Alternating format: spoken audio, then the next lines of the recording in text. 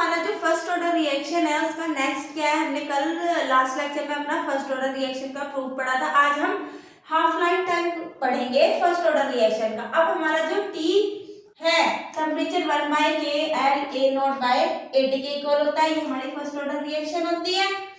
अब इसमें अगर हमने टेम्परेचर को टाइम को अगर टी हाफ मान लिया और जो हमारी जिस समय हमारी कंसंट्रेशन टी टाइम पर थी AT को A0/हाफ मान लिया, तब अब ये वाली जो वैल्यू है, इन दोनों वैल्यू को जब मैंने इस वाली इक्वेशन में पुट किया तो ln A0 तो था ही, इसकी जगह पे A0/2 लिखा, इससे ये क्या हो गया, कट गया, ये ऊपर चला गया ln2।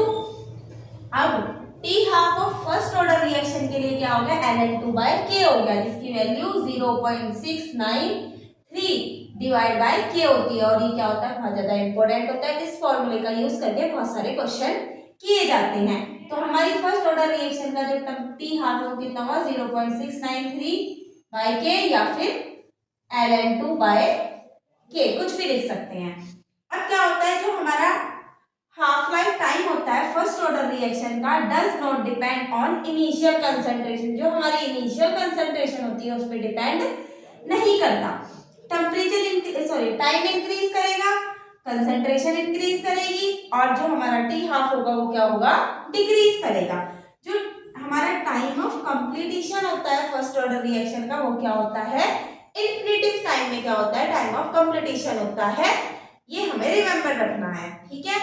टी हाफ की वैल्यू क्या होती है, टी हाफ का फॉर्मूला 0.693 डिवाइड बाय के होता है। ये फर्स्ट ऑर्डर रिएक्शन के लिए टी हाफ का क्या होता है, फॉर्मूला होता है। अब इसके बाद हम characteristic of first order reaction पढ़ेंगे।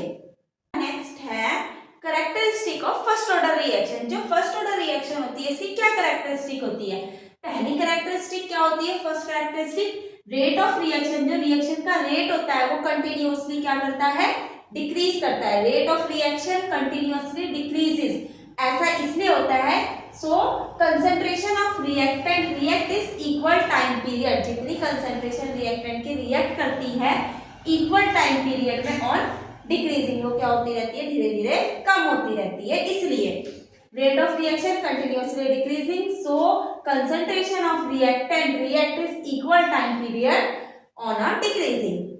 अब सेकंड क्या है, equal fraction equal percentage of reactant react in equal time period. जितना भी इक्वल फ्रैक्शन में इक्वल परसेंटेज में जो रिएक्टेंट है वो रिएक्ट करेगा इक्वल टाइम पीरियड में।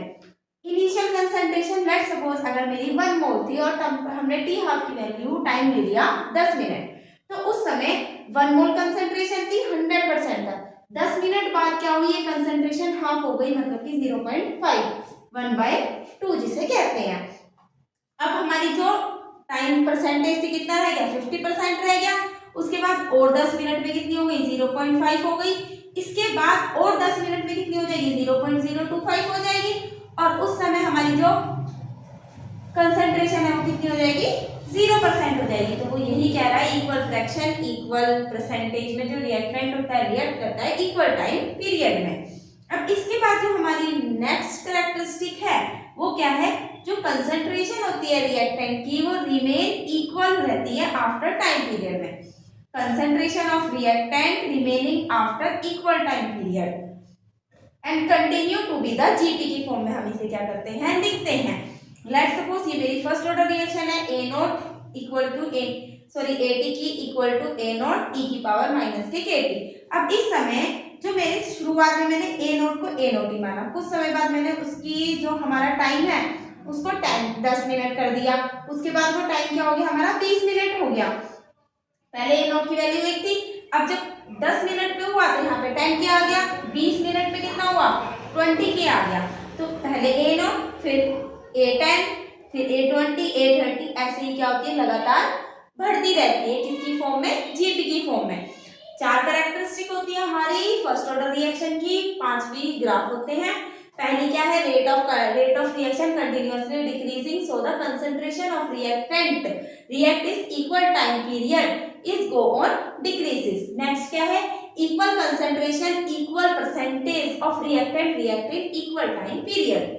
और ये तो हमने बताया इसके बारे में। थर्ड क्या है, जो हमारी कंसंट्रेशन होती है रिएक्टेंट की रिमेनिंग रहती है आफ्टर इक्वल टाइम पीरियड में रिमेनिंग रहती है कंटिन्यूअस जीटी की फॉर्म में। अब इसके बाद जो हमारे नेक्स्ट है वो क्या है, हमें ग्राफ पढ़ने हैं फर्स्ट ऑर्डर रिएक्शन के। रिएक्शन के ग्राफ है वो 4 ग्राफ है। पहला क्या है हमारा 80 वर्सेस टाइम का ग्राफ है। अब इसमें ये क्या होता है, एक्सपोनेंशियल ग्राफ होता है, कंटिन्यूअसली डिक्रीजिंग होता है। रेट वर्सेस टाइम का ग्राफ भी क्या होता है, डिक्रीजिंग होता है और इसका स्लोप क्या होता है, के ए नोट के इक्वल आता है। और time T half versus A note का जो ग्राफ होता है इनिशियल कंसंट्रेशन का, टी हाफ के वर्सेस ये क्या होता है, कांस्टेंट होता है, इसका स्लोप ln2/k होता है।